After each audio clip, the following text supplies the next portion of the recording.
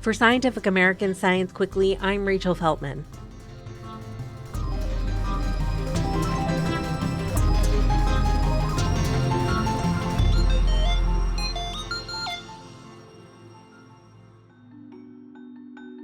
In 2016, a group of activists who called themselves water protectors, led by members of the Standing Rock Sioux tribe, set up camp on the windswept plains of North Dakota.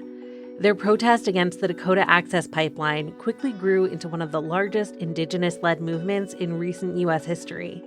At the protest's height, more than 10,000 people gathered to stand in defense of water, land, and tribal sovereignty. The response? Militarized police, surveillance drones, and a private security firm with war zone experience. And eventually, a sprawling lawsuit that arguably aimed to rewrite the history of Standing Rock. My guest today is Alleen Brown. She's a freelance journalist and a senior editor at Drilled, a self-described true crime podcast about climate change. The latest season of Drilled, which premiered on June 3rd, digs into the shocking legal battle the pipeline's builder, Energy Transfer, launched against Greenpeace. Thank you so much for coming on to chat with us today. Yeah, thank you for having me. So for folks who don't remember or maybe weren't paying as much attention as they should have, remind us what the Dakota Access Pipeline is. Yeah, so the Dakota Access Pipeline is an oil pipeline that travels from kind of the western part of North Dakota to Illinois. And in 2016 and 2017, it was being completed and sort of inspired a big indigenous-led movement of people who were attempting to stop it. Yeah. And what were their motivations for stopping the pipeline? There were a few motivations. I think the biggest one and most famous one was that the Standing Rock Sioux tribe was worried about water contamination. The pipeline travels underneath the Missouri River right next to the reservation and not far from where the tribal nation has a water intake system. So they were really worried about an oil leak. Right. And it had actually, the route had been moved from what was initially planned to avoid that same concern in a predominantly white area. Am I remembering that correctly? Yeah, there were talks early on. One of the routes that was being considered was across the Missouri River upstream from the Bismarck Mandan community's water intake system. And so, that's a more urban area that is predominantly white.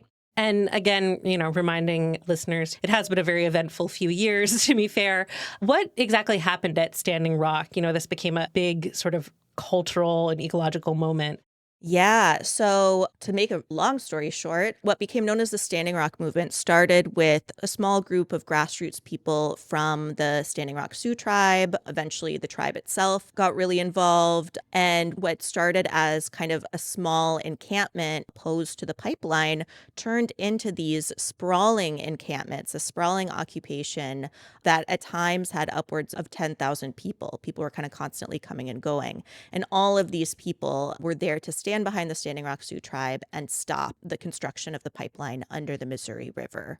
In response, there was a very heavy-handed response from law enforcement and the pipeline company. So I think when a lot of people think of Standing Rock, they think of private security dogs kind of lunging at pipeline opponents who are trying to stop bulldozers. They think of law enforcement spraying water hoses in below freezing temperatures at people who are protesting. They might think of tear gas. So it was very, very intense for the people who were there.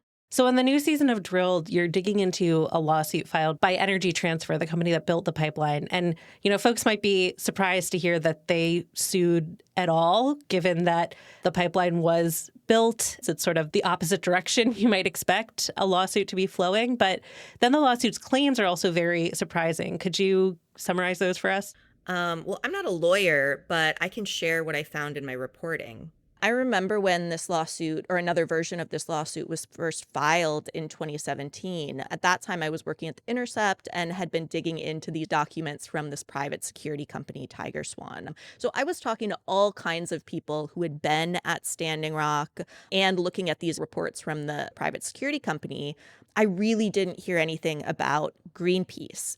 And this big lawsuit, which started out as a RICO lawsuit, which is the Racketeer Influenced and Corrupt Organizations Act, designed to go after the mafia. turned into a conspiracy lawsuit. The lawsuit had Greenpeace at the heart of everything. Hmm. The lawsuit was eventually overturned in federal court and refiled in state court in North Dakota, but the damages that they were originally demanding were around $300 million.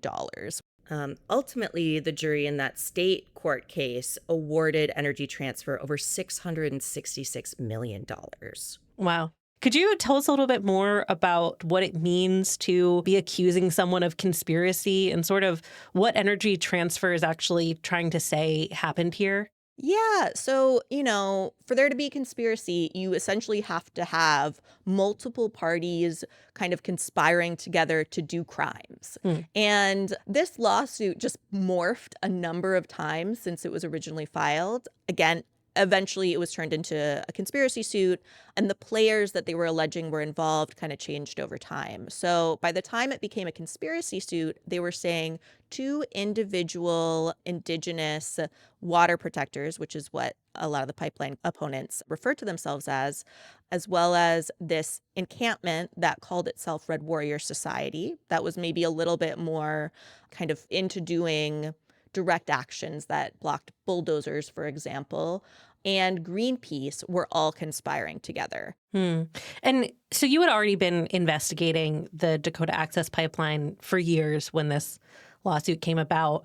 In your mind, what are the sort of major points that you had uncovered in your reporting that are really conflicting with this narrative from Energy Transfer? I would say one thing about Standing Rock is that everyone that you talk to who was involved will say, I'm going to tell you the real story of Standing Rock. So it's like people have very diverse ideas about exactly what happened. And I think that speaks to how many people were there and how many people were kind of approaching this question of pipeline construction from different angles. There were people coming in from all over the world, and some people were really, aligned with what the Standing Rock Sioux tribe wanted. Some people had their own agendas, but people had, I think, overall really good intentions. So there was a lot of diversity, a lot of chaos. The National Guard was called in, and there were kind of federal level law enforcement resources being used, and a lot of pressure from private security, which was working with law enforcement. That really amplified the tension in those spaces. There were these lights beaming down on the camp. There were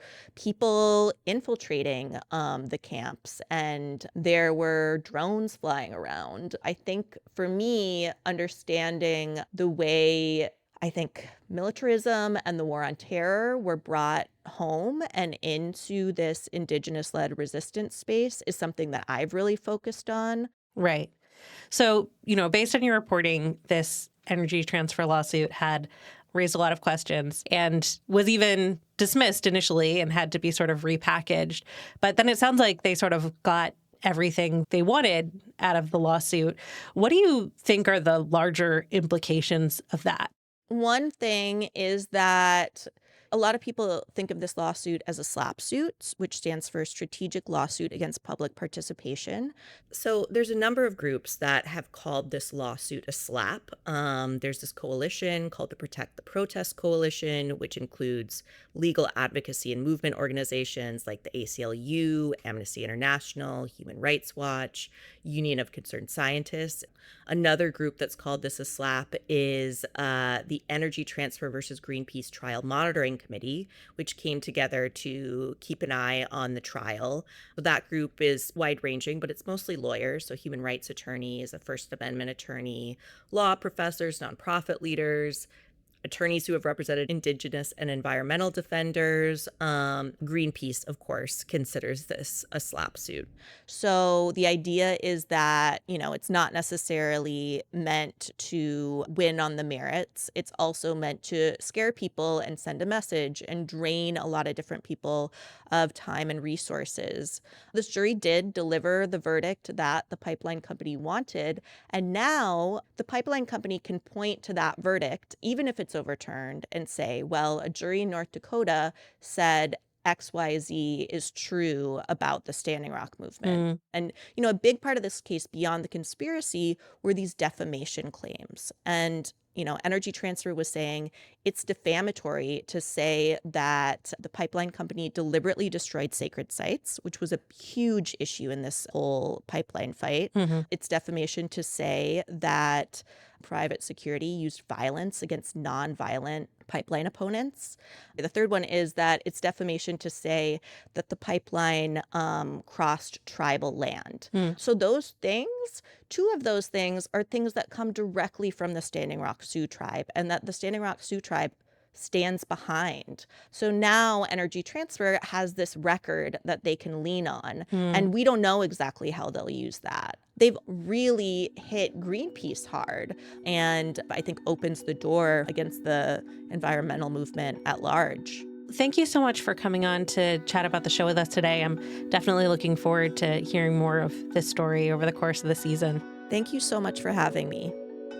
And just a small update, listeners, Greenpeace has stated its intention to appeal the jury's verdict. That's all for today's episode. You can start listening to the latest season of Drilled wherever you get your podcasts. For more of Eileen's work, check out her newsletter, Eco-Files. Science Quickly is produced by me, Rachel Feltman, along with Fonda Mwangi, Kelso Harper, Naima Marcy, and Jeff Delvecchio. This episode was edited by Alex Seguiera. Shayna Pozis and Aaron Shattuck fact-check our show. Our theme music was composed by Dominic Smith. Subscribe to Scientific American for more up-to-date and in-depth science news. For Scientific American, this is Rachel Feltman. See you next time.